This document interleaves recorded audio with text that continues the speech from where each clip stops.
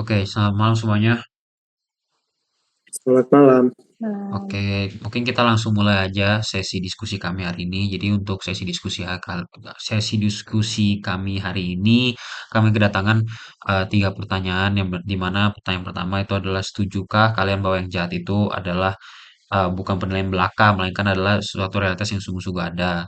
Terus pertanyaan kedua, apakah itu problem teodis dan mengapa teodise dan mengapa problem itu bisa muncul? Terus yang ketiga, termasuk dalam cabang etika manakah problem kejahatan yang telah kita bahas? Terus mengapa gitu. Nah, mungkin kita mulai dari pertanyaan pertama dulu kali ya. Pertanyaan pertama, oke kita mulai dari siapa dulu nih? Siapa mau menuangkan pendapatnya? boleh-boleh. Oke, mulai dari Azura Fauzan. Azura ya, ya. Iya, kalau aku setuju kalau kejahatan bukan sekedar penilaian subjektif, tapi realitas yang nyata. Kejahatan memiliki dasar ontologis, misalkan sebagai privatio boni, dan dapat dikenali melalui pengalaman manusia seperti penderitaan, rasa malu, dan godaan. Hal ini juga nunjukin kalau kejahatan bersifat objektif dan merupakan bagian dari realitas, bahkan pada tingkat metafisis. Menurut aku sih gitu. Oh, jadi maksudnya yang mau Azura sampaikan ini kejahatan suatu tuh bisa disebut jahat jika benar-benar direalisasikan secara konkret gitu ya, nggak hanya dari abstrak aja ya. Oke, mungkin Betul. ada yang beda pendapat atau semuanya pada setuju itu?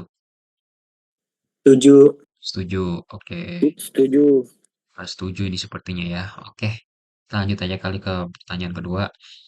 Pertanyaan kedua ini menanyakan apa itu problem teodise dan mengapa problem itu bisa muncul. Siapa yang mau menjawab apa berpendapat?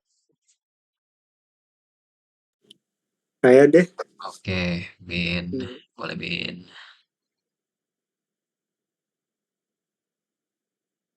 Oke, so menurut menurut aku problem teodicea itu adalah pertanyaan tentang kenapa kejahatan bisa ada, padahal Tuhan dianggap maha kuasa, maha tahu, dan maha baik. Secara logika, kalau Tuhan mampu dan ingin menghilangkan kejahatan, seharusnya kejahatan tuh nggak pernah ada. Tapi kenyataannya kejahatan tetap terjadi.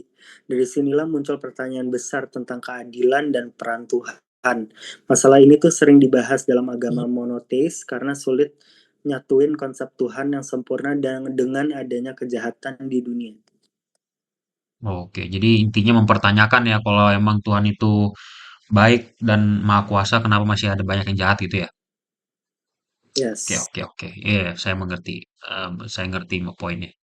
Mungkin ada yang mau memberikan jawaban tambahan atau itu sudah cukup? Sepertinya sudah pada cukup ya. Oke. Kemudian lanjut ke pertanyaan ketiga. Termasuk dalam cabang etika manakah problem kejahatan yang telah dibahas dan mengapa gitu? Kan kalian tahu cabang etika ada tiga kan? Gitu. Nah, itu masuk cabang etika mana? Kalau nggak ada yang mau bahas sih saya jawab ya. Oke, jadi saya jawab untuk nomor tiga. Jadi problem kejahatan itu termasuk dalam cabang metaetika. Nah, ia membahas asal usul gitu, asal usul dan status ontologis baik dan buruk gitu. Jadi asal usul ini kenapa ini baik, kenapa itu buruk, ya itulah metaetika ya.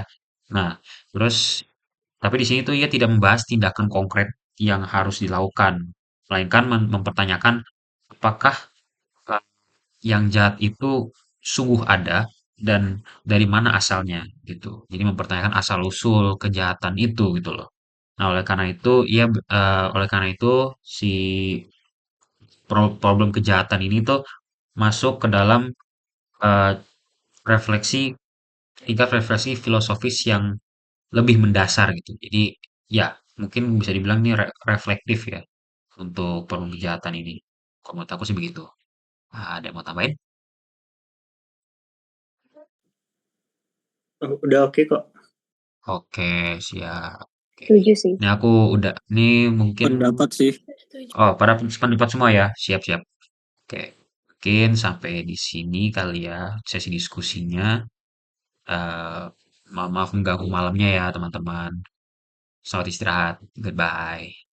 Bye, Thank goodbye guys. you. Bye guys, terima kasih guys.